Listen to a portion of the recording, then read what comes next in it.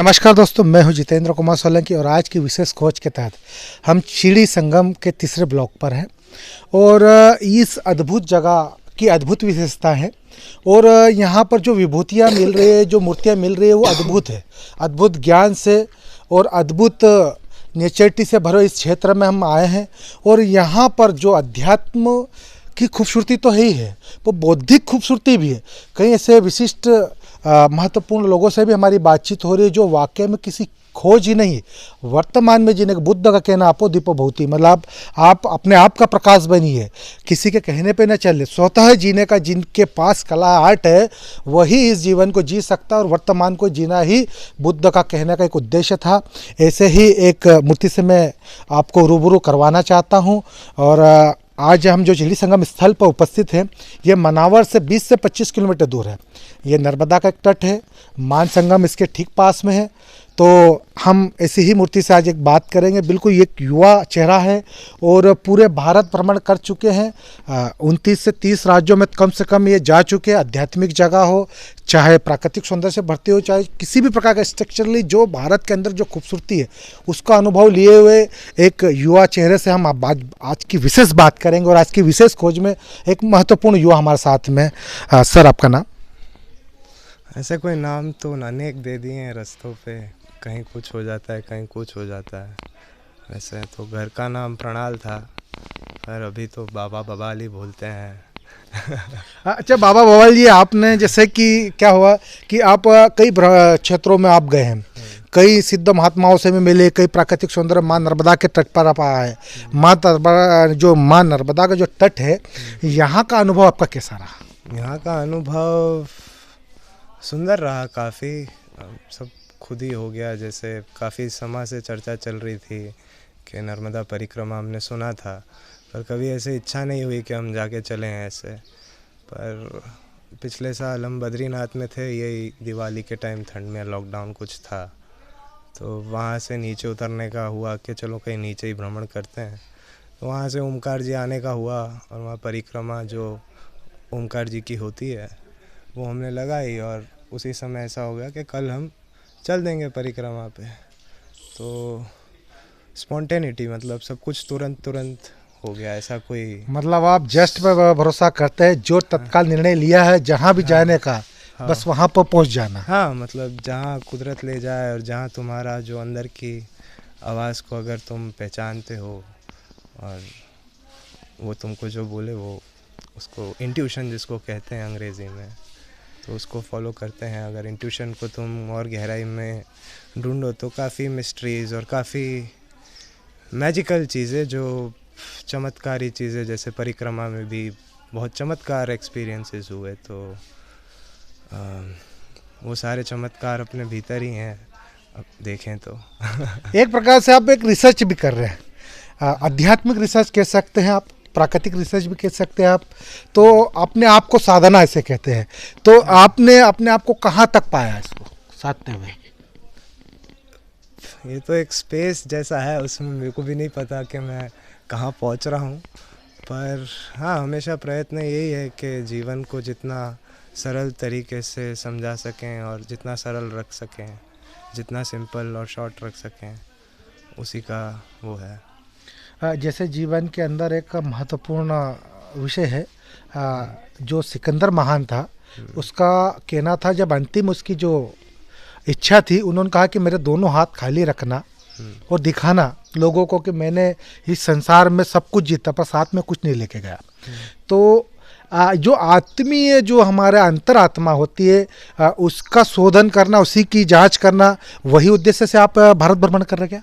नहीं, ऐसा कोई उद्देश्य नहीं लेके चला था। जीवन के साथ विचारों में परिवर्तन आते रहते हैं, ज़रूरी नहीं। जब मैं घर से निकला था तब मैं अपना जो सिस्टम है, मॉनेटरी सिस्टम, उसको रिबेल कर रहा था कि जो सिस्टम्स हैं वो सब हानिकारक है। पर अब जाके ऐसा लगता है कि नहीं, जो हो रहा है सब ठीक ही हो रहा है। अपने को कोई, जहाँ तक है अपन अपने में सुधार करो तो सब सुधरा हुआ ही दिखता है। पर बिल्कुल ये बात हम अक्सर सुनते रहते हैं, पर वो अनुभव जो होता है वो अच्छा रहता है काफ़ी। हाँ, अपने आध्यात्मिक आपने बताया कि कई प्रकार के अपने अनुभव किए हैं। तो आपने नेचरिटी में भी रहकर भी बहुत सारी चीज़ों का एक्सपीरियंस किया है, तो इस एक्सपीरियंस को थोड़ा सा शेयर करेंगे? नेचर में, हाँ, नेचर में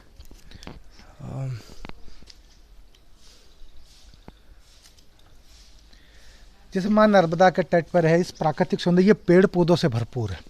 आज का पर्यावरण आप जैसे देखते हैं कि जिस तरह आज हम जो पर्यावरण है जिस तरह आज नष्ट होते जा रहा है, पेड़ पौधे खत्म होते जा रहे हैं। माँ नर्मदा के तट पर भी कई हजारों लाखों पेड़ों को काट दिया गया, और कई जो ऐतिहासिक हजारों साल पुराने हमारे जो मंदिर है, जो स्थल है, जिनका एक इतिहास था, उनको भी कहीं ना कहीं धरातल पर से हटा दिया गया और कहीं ना कहीं उनका इतिहास खत्म कर दिया गया।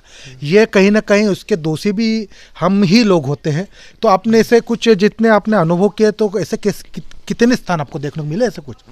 देखिए, जैसे हम कहते हैं कि प्लास्टिक भी बहुत हानिकारक है, पर मेरा देखने का नज़रिया उसको काफ़ी अलग है।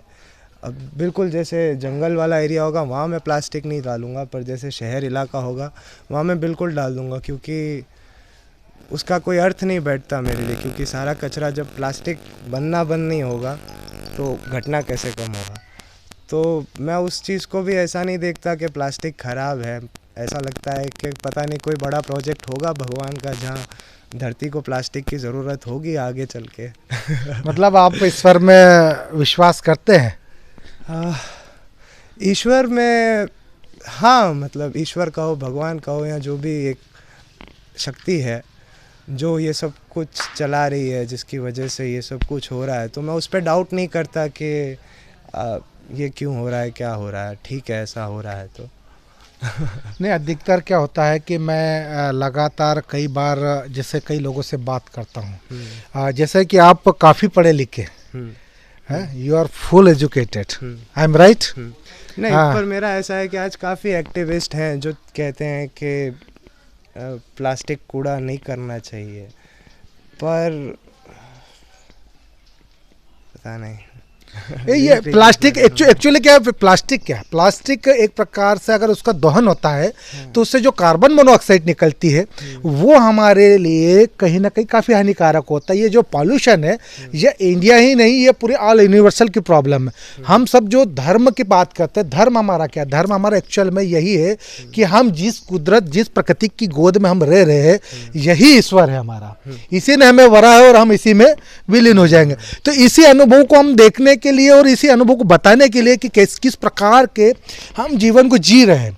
प्रकृति हजारों साल पहले कैसी थी, आज वर्तमान समय में कैसी है, अध्यात्म क्या है हमारे बिल्कुल भाई साहब कुछ बताएंगे अच्छे।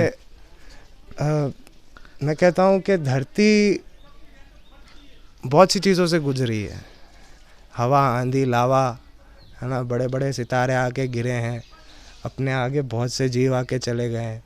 तो मैं कहता हूँ कि प्रकृति खुद को संभालना जानती है कि खुद को कैसे संभालना है। सेल्फ डिफेंस, हाँ, उसको तो वो पता है ना, उसको उसका तत्व पता है कि वो कैसी है, कैसे सुरक्षित रहेगी। हाँ, कैसे हमें हमारा तत्व पता पड़ जाएगा तो हम उससे जुड़ जाएंगे। कितनी महत्वपूर्ण बात बताई है ना। इन्होंने एक जीवन का एक अनुभव, एक सत्य सार रखा कि स्वतः सेल्फ डिफेंस, अपोदीपो भवति, मतलब स्वयं का प्रकाश स्वयं बने। फिर मैं कहा, बुद्ध ने कहा था अपोदीपो भवति, मतलब अपने आप का प्रकाश बने। तो यहाँ पर जो युवा मेरे साथ है, इन्होंने एक जीवन में एक आत्मीय शांति की ओर बढ़ने के लिए, और वर्तमान में, बुद्ध हमेशा कहते थे वर्तमान में जीना, भविष्य किसी ने देखा नहीं, भूतकाल तो बीत जाता है, पर जीना हमेशा इंसान ने वर्तमान में चाहिए। तो एक ऐसे युवा से मैं बात कर रहा हूँ जिसे बिल्कुल एक खोज है, आत्मीय खोज है, इसे कैसे आध्यात्मिक खोज कह सकते पता नहीं, पर इनके अंदर एक विशेष प्रकार की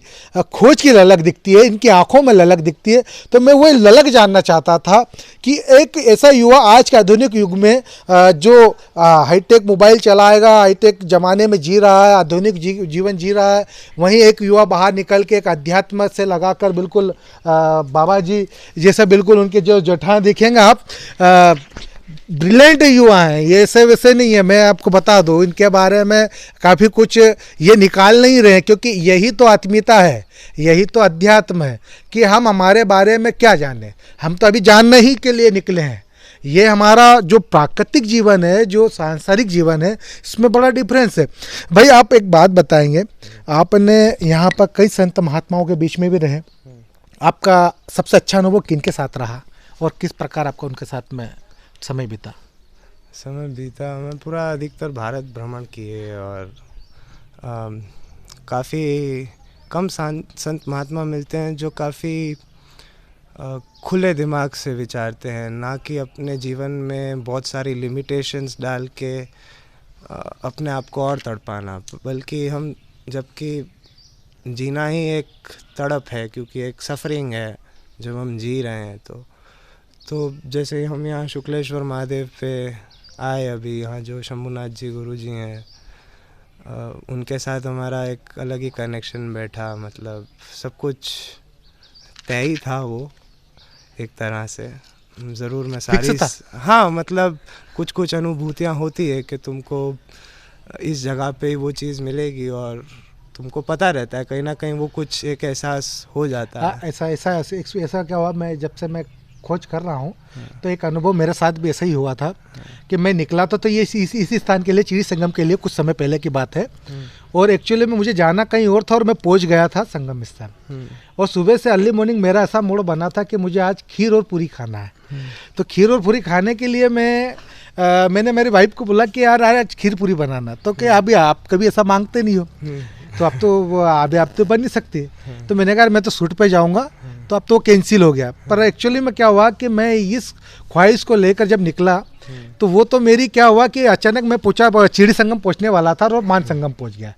अब वहाँ पर जो महाराज श्री थे, ऐसा लग रहा था वो मेरा रास्ता देख रहे थे। जैसे हमारा आमने सामना हुआ और हम लोगों का जो आमने सामने जो चर्चा हुई, उसके बाद महाराज श्री ने कहा कि आप प्रसादी ग्रहण कर ले। तो शायद महाराज श्री खीर पूरी बना के मेरे लिए रखे थे, तो मैं उसका प्रसादी ग्रहण किया। शायद दोपहर में मेरा डिसाइड था कि आपको खीर पूरी खाना है।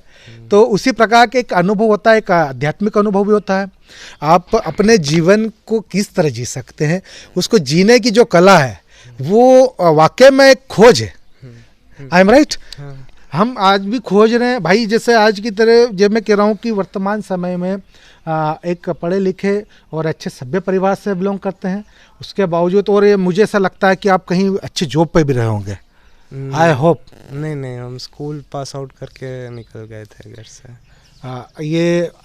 किस तरह की ऐसी आपकी ललक थी कि आपको बिल्कुल आप कुछ नहीं करना है, बस स्कूल पास आउट करके? आपकी अभी उम्र कितनी होगी लगभग? अभी हम 22 ईयर्स, ओनली 22 ईयर्स ओल्ड।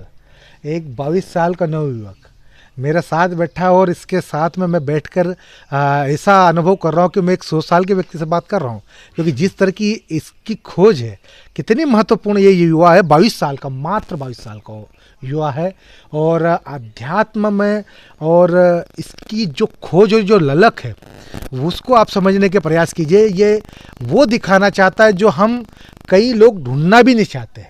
वाकई में आप कुछ और बताइए, कुछ विशेष बताइए भाई। बहुत एक्चुअली क्या वेरी यंग, इतनी कम उम्र में बहुत कम लोग। कभी ऐसा इंटरव्यू होता है तो मैं ऐसे खुली किताब बन जाता हूँ। मतलब जैसे जो निकलना होगा उस समय निकल जाएगा। अब तो बिल्कुल खुली किताब भी निकालो, कोई सोच के नहीं बैठा कि क्या बोलना है क्या नहीं। जैसे जैसे जो उत्पन्न होगा, जो लगेगा योग्य बोलने का, जो अपनी बात होगी उससे कनेक्ट होगा, जो निकलना होगा वो खुद बिल्कुल निकाल। मैं चाहता हूँ जिसको जितना सुनना होगा वो उतना सुन लेगा, जिसको जितना जरूरी होगा इतनी यंग अवस्था में अपन कई लोग युवा होने के बाद में कई सपने, कोई डॉक्टर बनने के सपने देखे, इंजीनियर से लगा chief minister, home minister, prime minister बनने के सपने देखता है, कोई बड़ा बिजनेसमैन बनने के सपने देखता है।